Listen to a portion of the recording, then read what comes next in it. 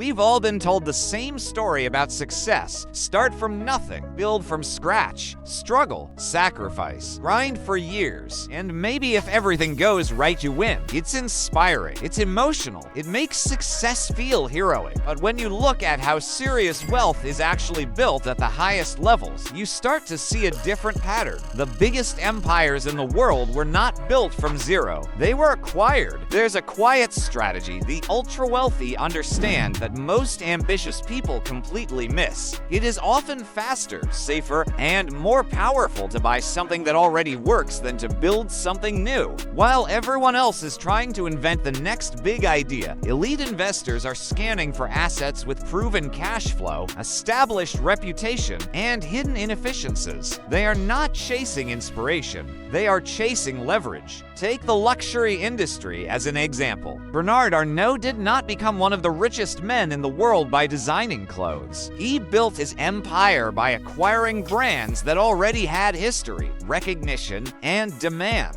Under his leadership, LVMH became a global powerhouse not by inventing every product from scratch, but by strategically buying and optimizing existing houses. This is the core idea behind acquire. Don't build. When you build from zero, you carry every layer of risk. You don't know if the market wants what you're creating. You don't know if customers will pay. You don't know if your team will execute. And you often spend years losing money before seeing stability. When you acquire, you remove most of that uncertainty. You're not buying an idea, you're buying proof. You're buying customers who already pay. You're buying systems that already function. You're buying a brand that already means something to people. And most importantly, you're buying time. Time is the one asset that can never be replaced. Builders trade time for growth. Acquirers use capital to compress time. What takes a founder 20 years to build can be purchased in one transaction. That doesn't mean acquisition is easy. It requires capital,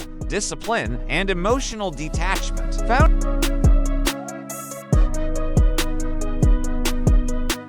Founders are often emotionally attached to their companies. Acquirers cannot afford to be. A founder might say, "This is my vision." An acquirer says, "This is an asset." That shift in mindset is powerful. When elite investors evaluate a business, they don't just look at the product. They study the numbers. They analyze margins. They look at recurring revenue. They identify where pricing can be increased, where costs can be reduced, and where systems can be optimized. They ask simple but ruthless questions. Can this generate predictable cash flow? Can it be improved? Can it scale? If the answer is yes, they move. In industries like luxury, this strategy becomes even more powerful because of something called pricing power.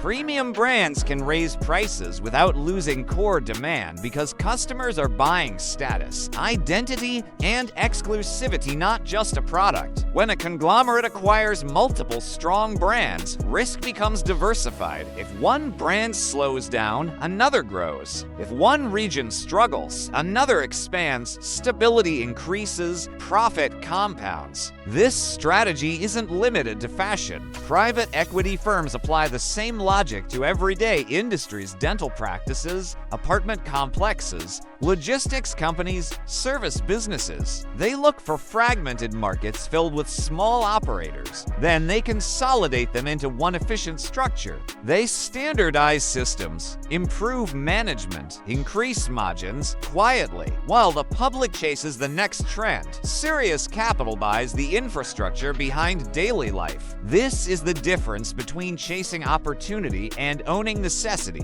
Builders often seek recognition. They want to be known as the creator. Acquirers seek control. They want to own the system that produces value. Recognition is visible. Control is powerful. If you build one company successfully, you own a business. If you master acquisition, you can own multiple businesses. You stop being limited by your personal energy and creativity. Your growth becomes tied to capital allocation, not hours worked. This is where the mindset shifts. Instead of asking, "What should I create?" you start asking, "What already exists that I can improve?"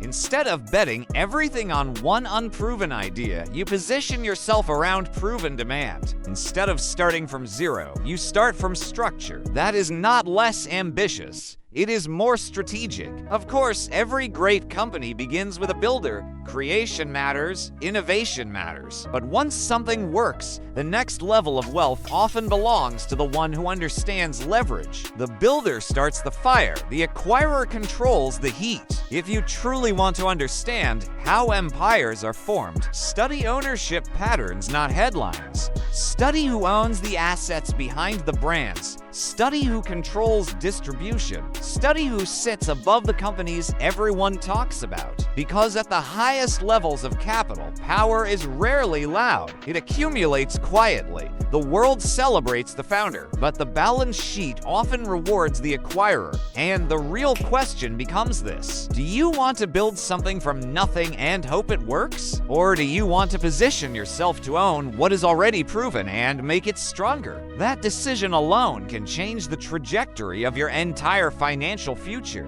But here's the part nobody talks about. Acquiring isn't just about money, it's about vision. Most people look at a struggling company and see problems. An acquirer looks at the same company and sees mispriced potential. Where others see declining sales, they see poor management. Where others see outdated branding, they see underused equity. Where others see risk, they see leverage. That difference in perception is everything, because wealth at scale is not created by working harder. It's created by positioning smarter. When you build from scratch, you're trying to prove something to the market. When you acquire, the market has already proven it for you. You're stepping into a stream that's already flowing. And once you understand this, you begin to look at business differently. You stop obsessing over the next big idea. You start studying cash flow. You stop asking how to start something. You start asking who owns what. You start noticing patterns.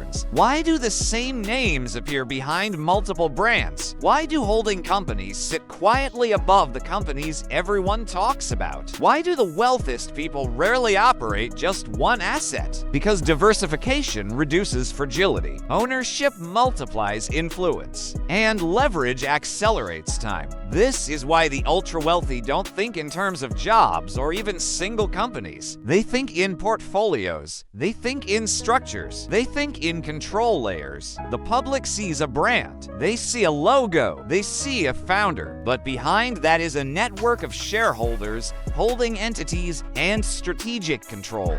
That's where real power sits. It's not glamorous ... it doesn't trend. It doesn't go viral, but it compounds slowly, relentlessly. And here's the final shift. Acquire, don't build is not about avoiding hard work. It's about applying hard work where it has the highest leverage. It's about understanding that creation is step 1, optimization is step 2, control is step 3. Most people never move past step 1. They build something small, they protect it emotionally, they attach their identity to it, and they stop there. The acquirer doesn't stop. They step back. They analyze, they expand, they buy again, they stack assets. And over time, what looks like sudden success is actually structured accumulation. So maybe the real question isn't whether you should build or acquire. Maybe the real question is this: are you thinking like a creator, or are you thinking like an owner? Because creators produce value, owners control value, and in the long run, control decides scale. The world will always celebrate the person who starts something, but the world is quietly shaped by the people who own what already works. And once you understand that, you stop chasing noise. You start studying leverage. You stop asking how to start from zero. You start asking how to move from structure to scale, because the fastest way to the top isn't always building the mountain.